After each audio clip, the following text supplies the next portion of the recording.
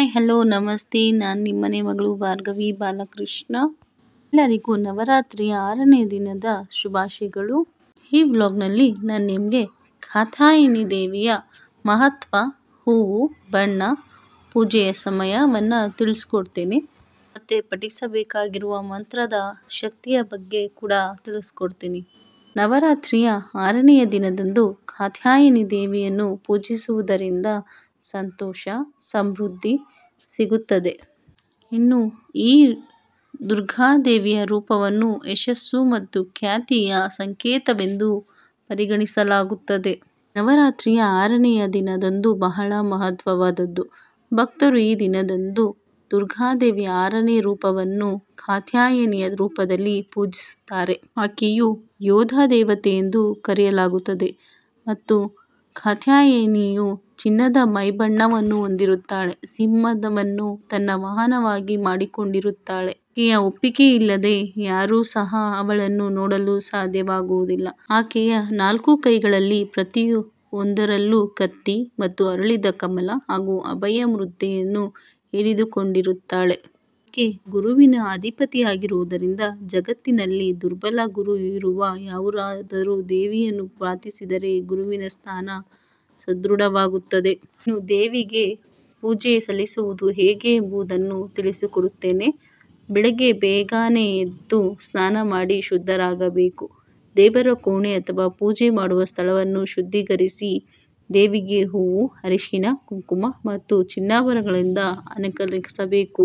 ದೇವಿಗೆ ತುಪ್ಪದ ದೀಪವನ್ನು ಹಚ್ಚಿ ಕಾತ್ಯಾಯನಿ ದೇವಿ ಕಾಲಕ್ಕೆ ದೊರೆಯುವ ಹಣ್ಣುಗಳನ್ನು ಮತ್ತು ಸಿಹಿ ತಿಂಡಿಗಳನ್ನು ನೈವೇದ್ಯವಾಗಿ ಅರ್ಪಿಸಬೇಕಾಗುತ್ತದೆ. ದುರ್ಗಾದೇವಿಯ ಮಂತ್ರವನ್ನು ಪಠಿಸಬೇಕಾಗುತ್ತದೆ. ಸಂಜೆ ಆರತಿ ಮಾಡಿ ಪೂಜೆ ಮಾಡಬೇಕಾಗುತ್ತದೆ. ದೇವಿಗೆ ನೈವೇದ್ಯವನ್ನು ಅರ್ಪಿಸಿದ ನಂತರ ಮನೆಯವರಿಗೆಲ್ಲ ಇದನ್ನು ನೈವೇದ್ಯವನ್ನು ಹಂಚಬೇಕಾಗುತ್ತದೆ. ನವರಾತ್ರಿಯ 6ನೆಯ ದಿನದಂದು ಕಾತ್ಯಾಯನಿ ದೇವಿಗೆ ಕೆಂಪು ಬಣ್ಣದ ಹೂವನ್ನು ಅರ್ಪಿಸಬೇಕು. ದುರ್ಗಾದೇವಿಗೆ ಕೆಂಪು ಗುಲಾಬಿಗಳು ಅಥವಾ ಕೆಂಪು ದಾಸವಾಳವನ್ನು ಅರ್ಪಿಸುವುದರಿಂದ ಭಕ್ತರ ಆಸೆ ಈಡೇರುತ್ತದೆ. ನೈವೇದ್ಯಕ್ಕಾಗಿ ಶುದ್ಧ ಜೇನುತುಪ್ಪವನ್ನು ಅರ್ಪಿಸಬೇಕಾಗುತ್ತದೆ. ಇನ್ನು ಕಾತ್ಯಾಯನಿಗೆ ಜೇನುತುಪ್ಪ ಅರ್ಪಿಸುವುದರಿಂದ ಆಕೆಯ ಅನುಗ್ರಹ ಪ್ರಾಪ್ತಿಯಾಗುತ್ತದೆ. ಜೇನುತುಪ್ಪವಲ್ಲದೆ ಸಿಹಿ ತಿಂಡಿಗಳು ಅಂದರೆ ಹಲ್ವಾ, ಬೆಲ್ಲ ಅಥವಾ ಸಿಹಿ ಪಾನವನ್ನು ಸಹ ತಾಯಿಗೆ ಅರ್ಪಿಸಬಹುದು. ಈ ದಿನದ ಬಣ್ಣ ಬೂದು ಅಂದರೆ ಗ್ರೇ ಕಲರ್. ಬಣ್ಣದ ಬಟ್ಟೆಯನ್ನು ಧರಿಸಿ ದೇವಿಗೆ ಪೂಜೆಯನ್ನು ಮಾಡಬಹುದು. ಕಥೆಯನ್ನು ತಿಳಿದುಕೊಳ್ಳೋಣ. ಹಿಂದೂ ಧರ್ಮಗಳ ಪ್ರಕಾರ ಒಮ್ಮೆ ಪಾರ್ವತಿ ದೇವಿಯು ಕಾತ್ಯಾಯನ ಋಷಿ ಎಂಬ ನಿಷ್ಠಾವಂತ ಭಕ್ತನನ್ನು ಹೊಂದಿದ್ದಳು. ಕಾತ್ಯಾಯನ ಋಷಿ ಮತ್ತು ಅವನ ಪತ್ನಿಗೆ ಮಕ್ಕಳಿಲ್ಲದ ಕಾರಣ ಅವರು ಪಾರ್ವತಿ ದೇವಿಯನ್ನು ತನ್ನ ಮಗಳಾಗಿ ಪಡೆಯಲು ಕಠಿಣ ತಪಸ್ಸು ಮಾಡಲು ಪ್ರಾರಂಭಿಸಿದರು.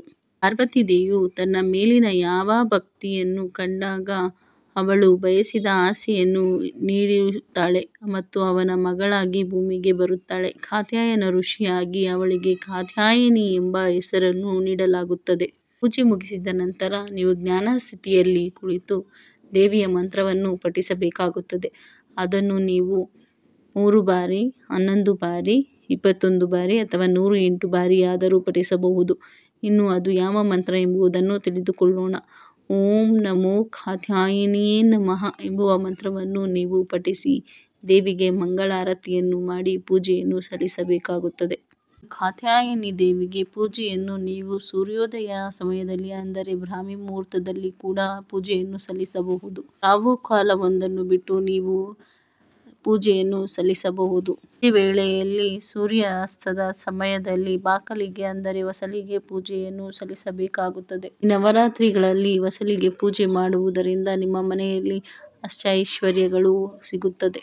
ಈ ನವರಾತ್ರಿಗಳಲ್ಲಿ ದೇವತೆಗಳಿಗೆ ಶಕ್ತಿ ಬಹಳ ಇರುವುದರಿಂದ ನೀವು ದೇವತೆಗಳ ಅನುಗ್ರಹವನ್ನು ಪಡೆಯಬಹುದು. ಈ ವಿಡಿಯೋ ನೋಡಿದ್ದಕ್ಕಾಗಿ ಧನ್ಯವಾದಗಳು. ಕಾತ್ಯಾಯನಿ ದೇವಿಯು ನಿಮಗೆ ಎಲ್ಲದನ್ನು ಒಳ್ಳೆಯದು ಮಾಡಲಿ. ನೀವು ಬಯಸಿದ ಭಾಗ್ಯಗಳೆಲ್ಲ ನಿಮಗೆ ಸಿಗಲಿ.